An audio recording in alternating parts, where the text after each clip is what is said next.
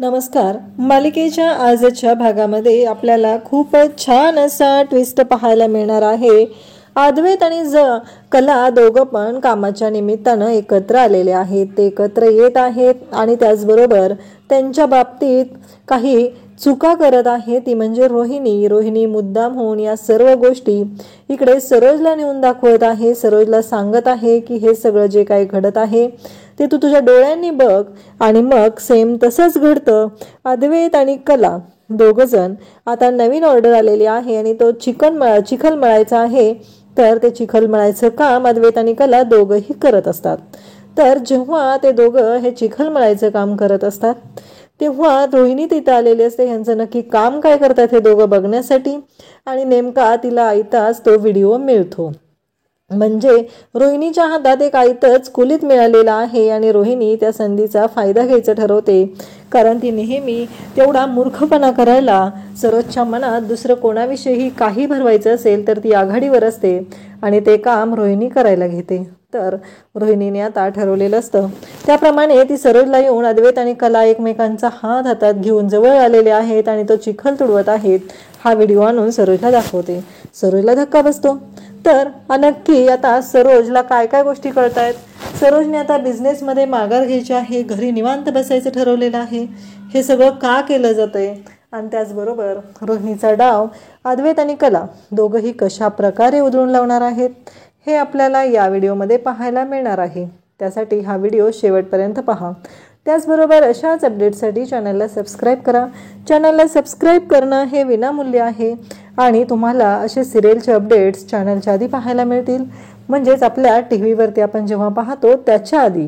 तर त्यासाठी लगेच चॅनलला सबस्क्राईब करा. त्याचबरोबर व्हिडिओ आवडला तर व्हिडिओला लाईक करा.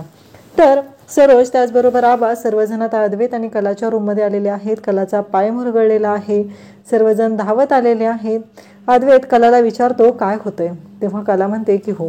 अद्वैत म्हणतो म्हणजे आज खरे तिच्या कामाला जाऊ शकणार नाही. चला म्हणजे तू आज आराम कर दिवसभर. तेवढ्यात आबा सर्वजण तिथं आलेले आहेत. कला म्हणते की नाही मला असं नाही करता येणार. कारण काहीही झालं तरी मला ज्या ऑर्डर घेतलेल्या आहेत त्या ऑर्डर वेळेत पूर्ण करणं गरजेचं आहे. त्या काकांना मी शब्द दिलेला आहे. आणि आता विचार करा ना आबा, जर तुमच्याकडे तुम्ही ऑर्डर घेतल्या आणि त्या वेळेत पूर्ण केल्या नाही तर काय होतं, बदनामी होते की नाही. आणि आता बदनामी फक्त माझी एकटीची होणार नाही आहे, चांदेकरांचीही बदनामी होणार आहे. त्यामुळं मला विचार तर करावाच लागणार आहे. हे सगळं कला बोलत असते आणि ती अद्वैतला आबांना कन्व्हिन्स करते. म्हणजे आबांनी आता अद्वैतला सांगावं की काहीही झालं तरी तिला घेऊन जा तू आणि ते जी ऑर्डर आहे ती पूर्ण कर.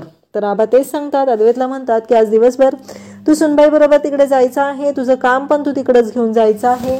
तू ऑफिसमध्ये जायचं नाही. सुनबाई सोबत थांबायचं आहे. तिला मदत लागली तर तिला मदत करायची आहे. ह्या सगळ्या गोष्टी अद्वैतला सांगितलेल्या असतात आणि अद्वैत चांगलाच तोंडावर आपटलेला असतो. त्याला खरं तर कलाला घरी बसवायचं असतं. पण कलाने तर आता त्याचीच वाट लावलेली असते. आता कला आणि अद्वैत कामावरती येतात. त्याचबरोबर अद्वैत तिथंच बसलेला असतो. अद्वैतला कला म्हणत असते की मला तिथला कलर दे, मला तिथला ब्रश दे, त्याचबरोबर मला तिथलं पाहणी दे. रॉकेट तिथं असतो. रॉकेट म्हणतो कलाताई काय झालं तुला, बस चल मी मदत करतो तुला असं म्हणत रॉकेट मदतीला येत असतो. तेव्हा कला मात्र रॉकेटला सांगते की नको येऊस तू मदतीला, तू जा. कारण काहीही झालं तरी तिथे बाबांना पण मिसळीच्या स्टॉलवरती गरज आहे ना तुझी, मग तू जा, मी करेल हे सगळं मॅनेज इथलं असं कला सांगत असते. त्याचबरोबर आपल्याला पाहायला मिळतं अद्वैत मात्र इकडे जाम भडकलेला असतो. त्याचा पचका झालेला असतो. कारण त्याला तर ऑफिसला जायचं असतं, खूप महत्त्वाची कामं असतात. पण कलामुळे आता त्याची पूर्णच वाट लागलेली असते. त्याला कळायचंच बंद झालेलं असतं. आता काय करू हा मोठा प्रश्न अद्वैतच्या पुढे उभा राहिलेला असतो. परंतु अद्वैत हसून कलाशी बोलत असतो. तेव्हा रॉकेटला पण आता कलाने घालवून दिलेलं आहे आणि कलाने आबांना सांगितलं अद्वैत माझ्यावर येणार आहे तर म्हणूनच आबांनी तिला पाठवलेलं आहे. आणि कला अद्वैतला म्हणते की तू काही झालं तरी ह्या सगळ्या गोष्टींची मदत करायची आहे मला. आणि अद्वैतला ती कामं सांगत असते. खरं तर अद्वैतला खूप राग येत असतो. म्हणजे अद्वैत स्वतःला म्हणत असतो तो द ग्रेट चांदेकर आहे आणि द ग्रेट चांदेकर असलेल्या अद्वैतला कला नको ती कामं करायला लावत असते. अगदी लहान मुलांना जशी आपण कामं सांगत असतो तशा पद्धतीने ती कामं सांगत असते. याचा अद्वैतला खूप राग येतो. पण अद्वैत शांत होतो. इकडे सरोज आता आबांकडे आलेली असते आणि सरोज आबांना सांगू लागते की मी एक निर्णय घेतलाय. आबा म्हणतात काय? तेव्हा सरोज सांगते मी ऑफिसच्या कामातून आणि घरातल्या कामातून संन्यास घ्यायचं ठरवलेलं आहे. तेव्हा आबा म्हणतात काय बोलतेस तू हे सरोज, तू अशी माघार घेणारी नव्हतीस. तेव्हा सरोज म्हणते हे बघा आबा, तुम्हाला चांगलंच माहिती आहे इतके दिवस माझे वडील माझ्या पाठीशी होते, पण आज माझे वडील दुसरे कोणाच्या तरी पाठीशी आहेत आणि त्यांना माझ्याबद्दल तेवढा विश्वास वाटेना गेलाय, म्हणून मी हा निर्णय घेतलेला आहे असं सरोज सांगत असते. तेव्हा आबा सरोजची समजूत घालत असतात. सरोजला म्हणत असतात की तू असा वेडावाकडा विचार करू नकोस, कारण तुला माहिती नाही आहे काय होऊ शकतं, तू कोणत्या थराला जाऊ शकतेस, जरा विचार कर असं आबा सांगत आहेत. आणि आबांचं असं म्हणणं आहे की सरोज असा विचार तू करू नकोस, कारण काहीही झालं तरी तुला माहिती आहे की काय होऊ शकतं ते, असं आबा सांगत आहेत. पण सरोज म्हणते की नाही आबा, कारण तुम्हाला माहिती आहे काय झालेलं आहे. मी तुम्हाला वारंवार सांगितलेलं होतं, पण तुम्ही काही माझं ऐकलं नाही. तुम्ही मात्र त्या मुलीचीच बाजू घेत राहिला. त्यामुळं आता घरी जर सगळ्यांना माहिती आहे की ती मुलगी माझ्याशी नीट बोलतच नाही आहे आणि आता तुम्हालाही वाटत असेल की मी तिची बाजू घ्यावी, तर नाही, मी ते कदापि शक्य होऊ शकत नाही माझ्याकडून. मी तिची बाजू घेऊन तिच्या बोलण्या पद्धतीने बोलू शकत नाही. इकडे आपल्याला पाहायला मिळतं अद्वैत आणि कलाचं काम सुरू असतं. अद्वैत आणि कला दोघंही काम करत असतात. तेव्हा अद्वैत म्हणतो की काय झालं? तेव्हा कला म्हणते मला थोडं बोलायचं होतं. तेव्हा अद्वैत म्हणतो हां बोल ना, काय झालं? नाही तू जा ऑफिसला. तेव्हा अद्वैतला कला ऑफिसला जा म्हटल्यानंतर अद्वैत म्हणतो नाही नाही कशाला, परत तू आबांना सांगशील की मला एकटीला सोडून गेलात, तर मी असं काही करणार नाही. तेव्हा कला म्हणते की तिथलं पाणी घेऊन ये, मला थोडासा हात धुवायचा आहे माझा, असं म्हणत कलाने आता अद्वैतला पाणी आणायला सांगितलेलं असतं. अद्वैत पण मगात पाणी घेऊन येतो, तिथले ब्रश आणलेले असतात, अगदी मनापासून हे सगळं काम करत असतो आणि त्याचबरोबर अद्वैतलाही छान वाटत असतं. अद्वैतला त्याने काम जे करत आहे त्याचा बरं वाटत असतं, त्याहीपेक्षा तो कलाबरोबर आहे आणि कलाला छान वाटत असतं ते वेगळ्याच कारणासाठी. इकडे कलाची केसाची बट पुढे येत असते. अद्वैत पुढे जातो आणि कलाची ती केसाची बट मागे सरकवतो आणि तिथे एक पिन लावून टाकतो. अद्वैत कलाची पर्सनल कामही करू लागलेलं असतो, म्हणजे जणू काय अद्वैत हा कलाचा असिस्टंट आहे असंच वाटायला लागलेलं असतं.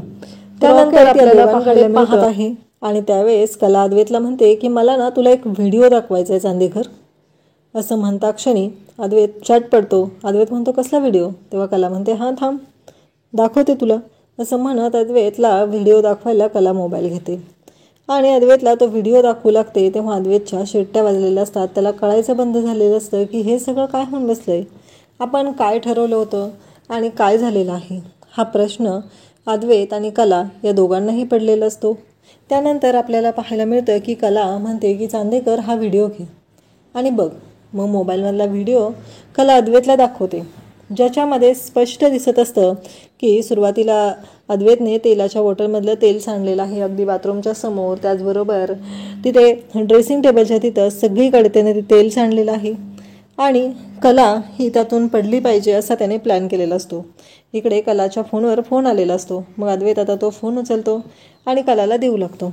कलाला म्हणतो की हे घे. मग कला फोन घेते तर ऑर्डर देणाऱ्या काकांचा फोन असतो. ते सांगत असतात की आणखी ती एक तुला 4 ते 5 ऑर्डर मिळणार आहेत, त्या तुला कराव्या लागतील. तेव्हा कला म्हणते अहो काका शक्य आहे का, आता शक्य आहे का ते काम करणं? तेव्हा ते म्हणतात की अगं करावंच लागेल, कारण माझं जुनं गिऱ्हाईक आहे ना ते, तर ते जाता कामा नये ना त्यासाठी. तेव्हा कला म्हणते की ठीक आहे काका, असं म्हणत कला ते काम करायला घेते. अद्वैत आणि कला दोघंही बोलत असतात. तेव्हा अद्वैतच्या लक्षात येतं की नक्कीच काहीतरी प्रॉब्लेम आहे, ही आपल्याला आता का घरी जा म्हणत आहे. तेव्हा कला मोबाईलमधला व्हिडिओ अद्वैतला बघायला देते आणि अद्वैतला धक्का बसतो. अद्वैत म्हणतो की नाही मी असं काही केलेलंच नाही आहे. तेव्हा कला म्हणते मी तुला कुठं काय बोलली आहे, माझ्या मोबाईलमध्ये जो व्हिडिओ आहे ते मी दाखवलेला आहे. आणि कला स्वतःच्या पायांवर छानपणे चालत असते. त्यावेळेस इकडे अद्वैत तिला पाहतो आणि त्याला धक्का बसतो. अद्वैत म्हणतो म्हणजे तू हे सगळं नाटक केलेलं होतं? तेव्हा कला म्हणते हो, प्रत्येक वेळेस तुझ्या घरच्या माझ्या बाबतीत नाटकच करतात ना, म्हणून मीही हे नाटक केलेलं होतं, बघूया तरी काय होते नाटक करून, असा विचार केला आणि मग हे नाटक केलेलं आहे, असं म्हणता क्षणी अद्वैतला धक्का बसतो. म्हणजे खरे ना हे सर्व पाहिलेलं होतं आणि तिने माझ्यापासून लपवून ठेवलेलं आहे, माझ्यापासून हे सगळं नाटक केलेलं आहे हे अद्वैतच्या लक्षात येतं. आणि कलाला जे आठवतं त्या व्हिडिओमध्ये तिने जे केलेलं असतं ते सगळं कला सांगू लागते.